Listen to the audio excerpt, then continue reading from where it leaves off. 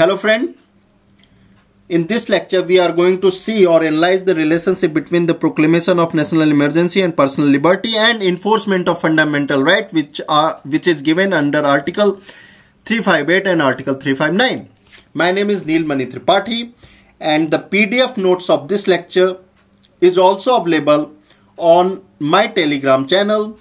The name of Telegram channel is Neel Notes, and here the link of that channel, and you can also find the link of that channel in the description of this video. Okay, let's forward. तो इस lecture में हम लोग देखेंगे क्या relationship देखेंगे किसके किसके बीच, प्रोक्लेमेशन ऑफ नेशनल इमरजेंसी के बीच और enforcement of fundamental right personal liberty के बीच। लेकिन हम लोग एक शॉर्ट में आइडिया ले लेते हैं कि प्रोक्लेमेशन ऑफ नेशनल इमरजेंसी क्या होता है। तो आर्टिकल 358 कहता है कि president is satisfied that the security of India or any part thereof is threatened either by war or external aggression or ऑन rebellion, then he can proclaim the national emergency. लेकिन इन्होंने केवल 3 condition बताई है। क्या क्या? War, external aggression and armed rebellion. इन्हीं को अगर लगता है कि ऐसा हो रहा है प्रेसिडेंट को और सिक्योरिटी इंडिया की थ्रेटेंड है, तो वो नेशनल इमरजेंसी को प्रोक्लेम कर सकता है। इसमें जो आर्म रिबेलियन वर्ड है, इस पे आप ध्यान दीजिएगा।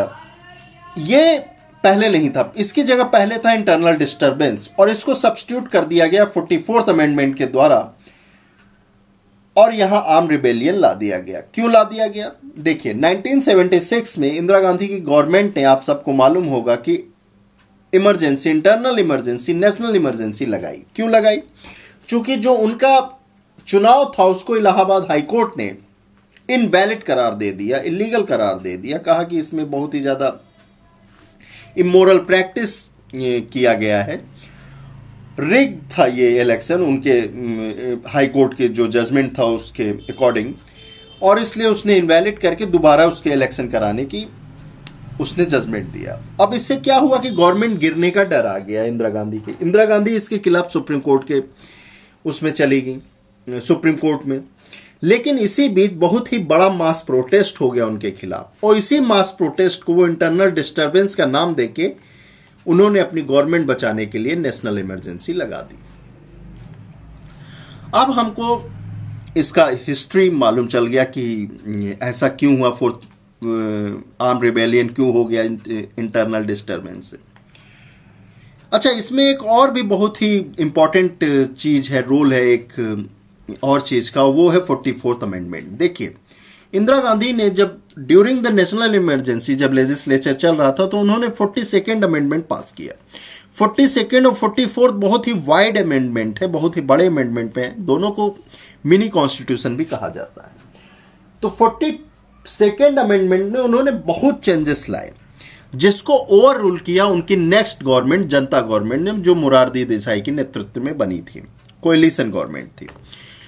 उसने काफी 42nd अमेंडमेंट के प्रोविजन को रिवर्ट बैक कर दिया या ओवर रूल कर दिया 44th अमेंडमेंट ने, और उसी के क्रम में उसने ऐसे काफी इंटरनल चेंजेस भी किए कॉन्स्टिट्यूशन में कि जो नेशनल इमरजेंसी की स्थिति तैयार हो गई थी, जो इतने आसानी से लग गया, वो उतना आसान न रह जाए। इसीलिए उन लोगों ने इंटरनल डिस्टर्बेंस की जगह आर्म रिबेलियन डाल दिया। अब इसमें एक और समझिए कि Minerva mills limited versus union of India में भगवती जे ने कहा था कि no bar to judicial review of validity of proclamation of emergency issued by president under article 352 sub clause 1। मतलब जुडिशियल रिव्यू हो सकता है प्रोक्लेमेशन ऑफ इमरजेंसी का, जो प्रेसिडेंट लेता है किसके आर्टिकल के अंडर, 352 सब क्लॉज 1। लेकिन ये कहां तक लिमिटेड है? ये केवल लिमिटेड है कि उसके प्रोसीजर पे limitation conferred by the constitution have been observe और नॉट, मतलब कॉन्स्टिट्यूशनली वो प्रोसीजर लिया गया है कि नहीं, सिर्फ यहीं तक लिमिटेड है। The court can not go in the question of the correctness and adequacy of the fact and circumstances on which the satisfaction of the government is based। Court वहां नहीं जा सकती। यहां तक आप लोगों को आई होप की समझ में आ गया होगा। मतलब कि कहने का ये मतलब है कि कोर्ट उन पॉलिटिकली करेक्ट है कि नहीं, या ऐसी सिचुएशन थी कि सही में प्रेसिडेंट या गवर्नमेंट को लगा कि नेशनल इमरजेंसी लग सकते हैं, उसके डिस्क्रिप्शन पे नहीं जा सकते। चलिए आगे बढ़ते हैं। आ गया यहां आर्टिकल 358 कि आर्टिकल 358 क्या कहता है। देखिए आर्टिकल 358 लिबर्टी को सस्पेंड करता है। कौन लिबर्टी? जो आर्टिकल 19 में दी गई हुई है। 6 तरह की लिबर्टी, ओरिजिनली 7 थी, लेकिन 44th में राइट टू प्रॉपर्टी वाली जो लिबर्टी थी, प्रॉपर्टी जिसको राइट टू प्रॉपर्टी कहते हैं, उसको ओमिटेड कर दिया गया था। तो 6 लिबर्टी मेनली कौन कौन सी है आर्टिकल 19 में जो आर्टिकल 358 सस्पेंड करता है? कब करता है ये मैं आपको आगे बताऊंगा, पहले ये 6 लिबर्टी जान जाइए। इसमें है freedom of speech and expression, assemble peacefully without arms, form association and union, freely move करना पूरे टेरिटरी ऑफ इंडिया में, या वहां सेटल्ड हो जाना, रहना, reside and settle in any part of territory of India, या कोई प्रोफेशन प्रैक्टिस करना, कोई ऑक्यूपेशन कैरी करना, ट्रेड एंड बिजनेस करना, जो सिटीजन को गारंटीड है। ये जो 6 तरह की लिबर्टी है, ये आर्टिकल 358 में सस्पेंशन का इसका प्रोविजन है। ये कब एक्टिव होता है 358? ये एक्टिव होता है जहां at the moment when president declare the proclamation of emergency, automatically ये सस्पेंड हो जाती है। जहां प्रेसिडेंट नेशनल इमरजेंसी का प्रोक्लेम करता है, ऑटोमेटिकली ये 6 के 6 जो फ्रीडम है ये सस्पेंड हो जाते हैं।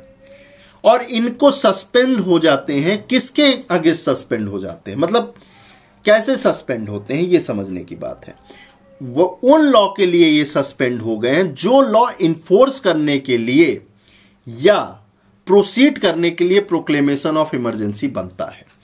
यानी अब गवर्नमेंट को अगर इमरजेंसी को इन्फोर्स कराना है, उसको प्रोसीड कराना है, उसको एक्शन में लाना है, तो वो कोई अगर उसके लिए लॉ बनाएगी तो वो इस लिबर्टी को, एक कॉमन सिटीजन के इस लिबर्टी को वो सस्पेंड मान के चलेगी, वो इसको कंसीडर नहीं करेगी।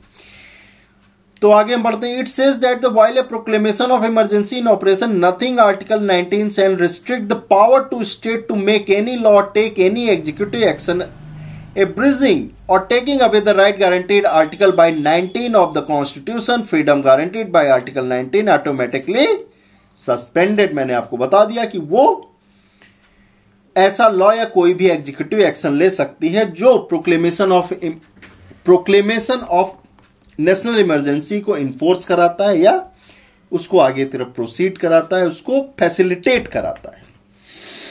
लेकिन अच्छा आगे बढ़ते हैं।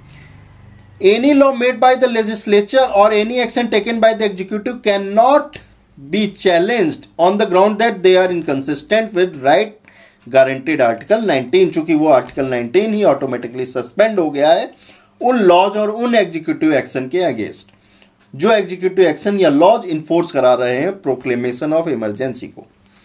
As soon as the proclamation emergency cease to operate, article 19 come to the light, but no action can lie anything done during the emergency even after the emergency is over। ये समझने लायक point है। देखिए article 358 कब enforce होता है? जहां proclamation of emergency president करता है, ऑटोमेटिकली इन्फोर्स हो जाता है, ऑटोमेटिकली इन एक्शन आ जाता है। तो वो आर्टिकल 19 में जो फ्रीडम दी गई है उसको कुछ सस्पेंड कर देता है। और वो कब तक रहता है? जब तक प्रोक्लेमेशन चलता है। जहां प्रोक्लेमेशन सीज्ड होता है वो ऑटोमेटिकली आर्टिकल 358 का भी इफेक्ट खत्म हो जाता है और आर्टिकल 19 फिर से रिस्टोर हो जाता है, इन लाइफ आ जाता है। अब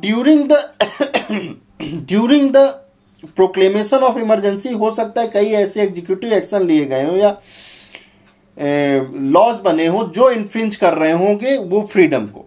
तो क्या ड्यूरिंग द 19 के बीच में ऐसे लॉ या एग्जीक्यूटिव एक्शन बने जो इन्फ्रिंज किए, क्या आप after the proclamation of national emergency उसके खिलाफ कोर्ट जा सकते हैं? नहीं, ये मना करता है। But no action will light for anything done during the emergency even after the emergency is over. ये समझने वाली बात है। देखिए ये सब चीजें याद रखिए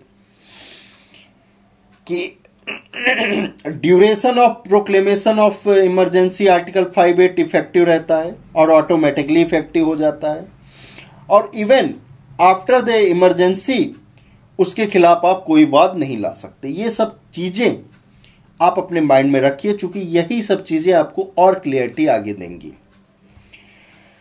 अब देखिए 44th अमेंडमेंट की मैंने आपको हिस्टोरिकल वैल्यू बता ही दी है कि इसने काफी कई चीजों को ऐसा बदला कि इंदिरा गांधी की गवर्नमेंट या कोई और गवर्नमेंट उसको इमरजेंसी को दोबारा वैसे आसानी से इन्फोर्स ना करा सके। तो इसने 2 अमेंडमेंट किया 358 में। क्या अमेंडमेंट किया कि article 19 will be suspended only when a proclamation of emergency declared on the ground of war and external aggression। War or external aggression के टाइम ही आर्टिकल 19 सस्पेंडेड होगा। वॉर यानी कि जब फुल फ्लेज वॉर हो भारत का किसी दूसरी कंट्री के साथ, या एक्सटर्नल एग्रेशन हो यानी कि मान लीजिए फियादीन अटैक हो रहा है, कोई इंसर्जेंसी आ रही है, बहुत बड़ी रिबेलियन आ रहे हैं और वो एक्सटर्नल एग्रेशन बाहर से एग्रेशन कर रहे हैं, तभी होगा। आर्म रिबेलियन जो इंटरनल आर्म रिबेलियन है उसके कारण अगर नेशनल इमरजेंसी लगाई गई है तो वहां आर्टिकल 19 सस्पेंड नहीं होगा। पहला तो इसने ये कर दिया। जबकि आप इंदिरा गांधी वाले केस में जब उन्होंने इंदिरा गांधी ने लगाया था तो उन्होंने इंटरनल डिस्टर्बेंस जो कि 3rd था उस पे भी आर्टिकल 19 को उन्होंने सस्पेंड कर दिया था, इसीलिए ये अमेंडमेंट लाया गया। सेकेंडली क्या था? सेकेंडली न्यू क्लॉज 2 भी जोड़ा गया article 358 which says that nothing in clause 1 shall apply to any law which does not contain a recital to effect that such law is in relation to the proclamation of emergency or be to any executive action which take otherwise than under the law containing such recital. So मतलब कहने का यह मतलब it protect only emergency law from being challenge in court of law not other law. अब देखिए, जब मैं इसको अब आपको थोड़ा डिटेल में समझा दे रहा हूं ये क्या कहना चाह रहा है। दूसरा चेंज इसका जब प्रोक्लेमेशन ऑफ इमरजेंसी रहती है तो 2 तरह के लॉ या 2 तरह के एग्जीक्यूटिव एक्शन हो सकते हैं। पहला एग्जीक्यूटिव एक्शन जो फैसिलिटेट कराएगा प्रोक्लेमेशन ऑफ इमरजेंसी को, नेशनल इमरजेंसी को, यानी जो उससे डायरेक्टली रिलेटेड रहेगा, जो उसके इन्फोर्समेंट के लिए बना है, जो लॉ या जो एग्जीक्यूटिव एक्शन। और कुछ ऐसे लॉज होंगे जो मतलब लेजिस्लेचर देखिए हमेशा एक्शन में है, तो वो कई और भी लॉ बनाएगा जो डायरेक्टली रिलेटेड नहीं है प्रोक्लेमेशन ऑफ इमरजेंसी से, या ऐसे कई एग्जीक्यूटिव एक्शन जो अभी हो रहे हैं वो इमरजेंसी में भी होंगे तो डायरेक्टली रिलेटेड नहीं है।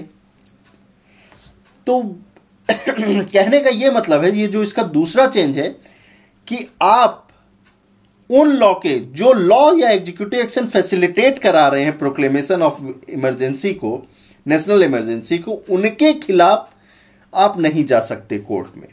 उनके लिए ही केवल आर्टिकल 19 के personal liberty 6 personal liberty suspended है, लेकिन अदर काइंड ऑफ लॉ या other kind of executive action के लिए वो सस्पेंड नहीं है। ये समझने की इसमें बात थी। Suspension of right of enforcement of fundamental right under article 359। अब देखिए 359 में आ गए। देखिए जो बेसिक डिफरेंस है कि वो लिबर्टी को ही सस्पेंड कर दे रहा है आर्टिकल 358, लेकिन ये राइट टू इन्फोर्समेंट को, फंडामेंटल राइट को सस्पेंड कर रहा है। मैं आपको जल्दी जल्दी से इंपॉर्टेंट पॉइंट बता देता हूं, फिर मैं वर्बेटियम में वो आर्टिकल भी आपके लिए पूरा पढ़ दूंगा। ये क्या कहता है? ये कहता है कि प्रेसिडेंट किसी भी ऑर्डर के थ्रू, मतलब ऑर्डर इशू करके, ये उसके डिस्क्रिप्शन पे है कि वो करता है कि नहीं, मतलब मिनिस्ट्री उसको अगर एडवाइस देगी कि वो कर देता है अगर, तो वो एक्सेप्ट 2 आर्टिकल के राइट, आर्टिकल 20 और 20 के जो राइट टू लाइफ है, उस 20 और 21 के जो राइट टू लाइफ है, उसके अलावा किसी भी राइट के इन्फोर्समेंट को वो सस्पेंड कर सकता है एक ऑर्डर इशू करके। किसके दौरान? प्रोक्लेमेशन ऑफ नेशनल इमरजेंसी के दौरान, duration of proclamation of national emergency. और वो उसी दौरान उसको वापस लेके वापस उसके इन्फोर्समेंट को रिस्टोर भी कर सकता है। तो ये यही चीज कह रहा है। और ये ऑर्डर पार्लियामेंट के पास as soon as possible parliament के सामने यानी कि लोअर हाउस और अपर हाउस के सामने रखा जाएगा, बोथ ईच हाउसेस के आगे। तो ये क्या कह रहा है?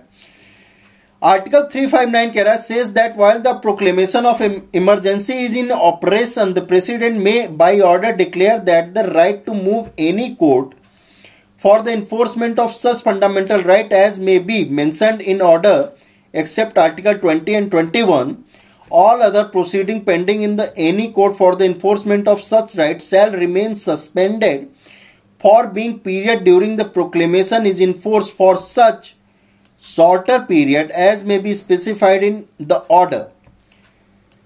मतलब शॉर्टर पीरियड के लिए भी हो सकता है, मैंने आपको जस्ट बताया, और हो सकता है पूरी प्रोक्लेमेशन में चले, ये उस ऑर्डर पे डिपेंड करता है।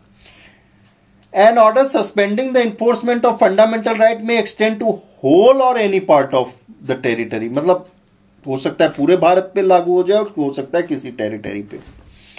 An order made under the clause 1 shall as soon as possible be laid before each house of Parliament. ये सब मैंने आप लोगों को बता दिया। अब इसमें भी 44th अमेंडमेंट है, उसने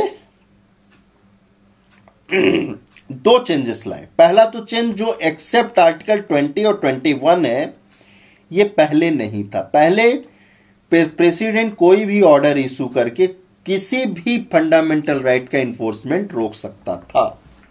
देखिए आर्टिकल जो 358 है वो लिबर्टी को ही सस्पेंड कर दे रहा है आर्टिकल 19 की। किसके? लॉ और एग्जीक्यूटिव एक्शन के अगेंस्ट जो फैसिलिटेट कर रहे हैं प्रोक्लेमेशन ऑफ नेशनल इमरजेंसी। लेकिन यहां केवल वो राइट नहीं सस्पेंड हो रहे हैं, यहां उनका इन्फोर्समेंट सस्पेंड हो रहा है। तो ये आप समझिएगा। अच्छा, इसने 2 सिग्निफिकेंट चेंज लाए कि आर्टिकल जो पहले ये आर्टिकल 20 और 21 नहीं था, ये अब डाल दिया गया है। तो पहला तो चेंज इसने यही लाया कि इनके इन्फोर्समेंट को वो नहीं रोक सकता। दूसरा उसने चेंज ये लाया जो आर्टिकल 358 के लिए लाया था अमेंडमेंट ने चेंज, कि उन्हीं लॉ और उन्हीं एग्जीक्यूटिव एक्शन के अगेंस्ट रहेगा ये, जो कि फैसिलिटेट करेंगे प्रोक्लेमेशन ऑफ नेशनल इमरजेंसी को। तो वही है यहां भी है कि उन्हीं के लिए रहेगा, अदर्स लॉ और अदर एग्जीक्यूटिव एक्शन के लिए ये इन्फोर्समेंट सस्पेंड नहीं कर पाएगा आर्टिकल 359। अब आप लोगों को समझ में आ गया होगा। अब हम आगे बढ़ते हैं। Some important point. Important point का मतलब है कि हम लोग एक कंपैरेटिव स्टडी देखेंगे आर्टिकल 358 और आर्टिकल 359 का। Unlike article 358, under article 359 the suspension of to right to move any court for enforcement of fundamental right are not automatically only be brought about by the president order. ये मैंने आपको बता ही दिया कि 358 में automatically जहां proclamation of national emergency वो automatically suspend हो जाते हैं, राइट। लेकिन 359 में ऑर्डर के ही थ्रू होंगे, प्रेसिडेंशियल ऑर्डर के ही थ्रू उनका इन्फोर्समेंट सस्पेंड होगा। फिर आगे, under the 358 legislative and executive action which contravene article 19 can not be question even after the emergency is over. अब ये इंपॉर्टेंट पॉइंट है, मैंने आपको बताया भी था पहले कि जो एग्जीक्यूटिव एक्शन और लॉ बनाए गए during the proclamation of national emergency, उनके खिलाफ after the proclamation of national emergency भी आप नहीं जा सकते कोर्ट में। क्यों? चूंकि वो लिबर्टी ही, जो आर्टिकल 19 में आपको लिबर्टी, वही खुद ब खुद सस्पेंड हो गई है। लेकिन 359 में ऐसा नहीं है। 359 में राइट नहीं सस्पेंड हो रहा है, केवल इन्फोर्समेंट सस्पेंड हो रहा है उनका। मतलब राइट टू मूव सस्पेंड हो रहा है, any right to move any court suspend हो रहा है कॉमन सिटीजन का। और जब वो ऑर्डर वापस हो जाएगा, उसका ऑर्डर का इफेक्ट खत्म हो जाएगा, तो सिटीजन के पास ऑप्शन रहेगा कि जो उनका इन्फ्रिंजमेंट हुआ है during the duration of the order of presidential order, जो इन्फोर्समेंट हुआ है उसके लिए वो कोर्ट जा सकते हैं। तो इसको आगे और समझते हैं। While the suspension of Article 19 under Article 358 continue for the entire period of emergency, हाँ ये मैंने आपको बताया था कि पूरे पीरियड में रहेगा जो आर्टिकल 358 का इफेक्ट रहेगा, जो वो सस्पेंड कर रहा है आर्टिकल 19 को।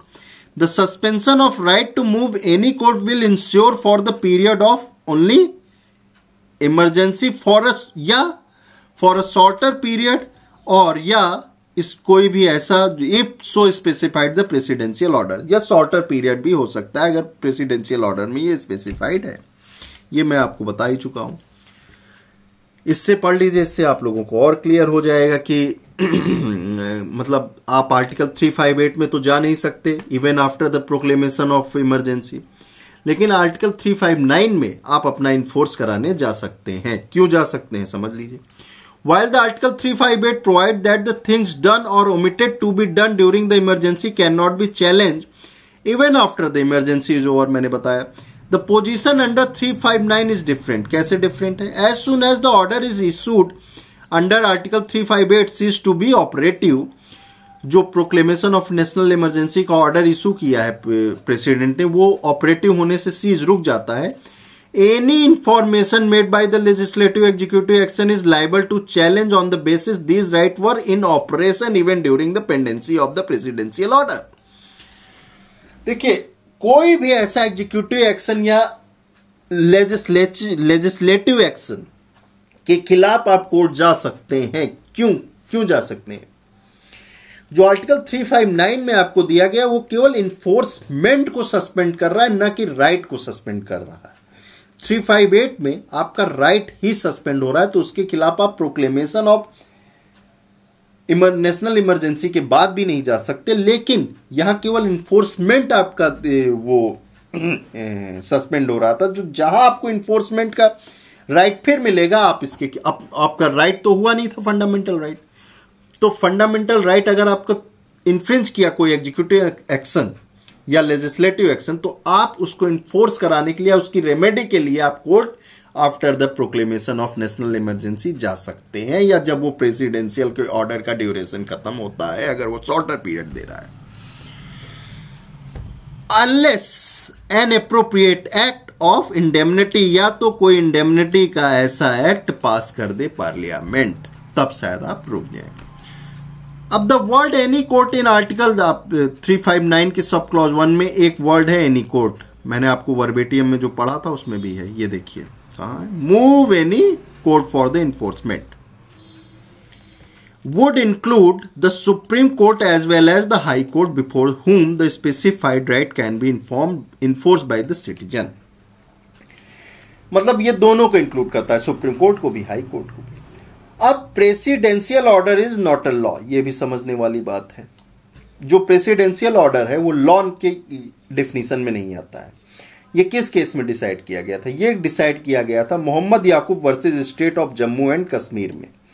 उसमें the supreme court held that an order by the president under article 359(1) was not law within the meaning of article 13 sub clause 2 so could not be challenged with the reference of provision of part 3। मतलब ये law में आता ही नहीं है, इसलिए इसको challenge भी नहीं किया जा सकता, और इसलिए इसको इसमें इक्वालिटी, राइट टू इक्वालिटी भी नहीं रख सकती। Can not be challenge on the ground it is discriminatory under article 14। कि आपने किसी एक पार्ट पे लगाया, किसी एक पार्ट पे नहीं लगाया, तो ये आप आर्टिकल 14 यानी राइट टू इक्वालिटी को अगर भले ये इन्फ्रिंज करे, आप इसके अगेंस्ट नहीं जा सकते, चूंकि ये लॉ है ही नहीं प्रेसिडेंशियल ऑर्डर। ओके, यहां हम लोगों का लेक्चर खत्म हुआ।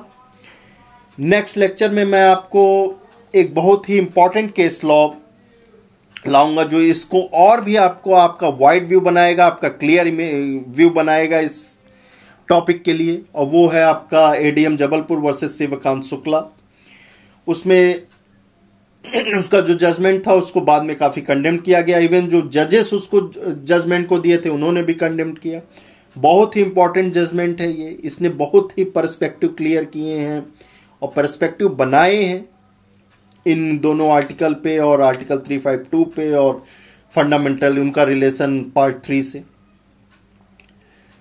तो आई होप कि आपको ये वीडियो अच्छा लगा होगा। अगर अच्छा लगा है तो मेरे चैनल को सब्सक्राइब कर लीजिए, वीडियो को लाइक कर लीजिए, कमेंट में अगर कोई डाउट हो तो वो पूछ लीजिए, या कमेंट में आप कोई भी टॉपिक पे, कोई भी लॉ से रिलेटेड आपको कोई भी टॉपिक पे आपको लेक्चर बनाने को लग रहा है, आपको समझ में नहीं आ रहा, आप चाहते हैं कि मैं उस पर बनाऊं, तो आप मुझको कृपया करके प्लीज मुझको कमेंट सेक्शन में बताइए। और अगर अच्छा लगा है आपको ये वीडियो लेक्चर तो वो भी मुझे कमेंट सेक्शन में बताइए। Okay, thank you very much, have a nice day, bye.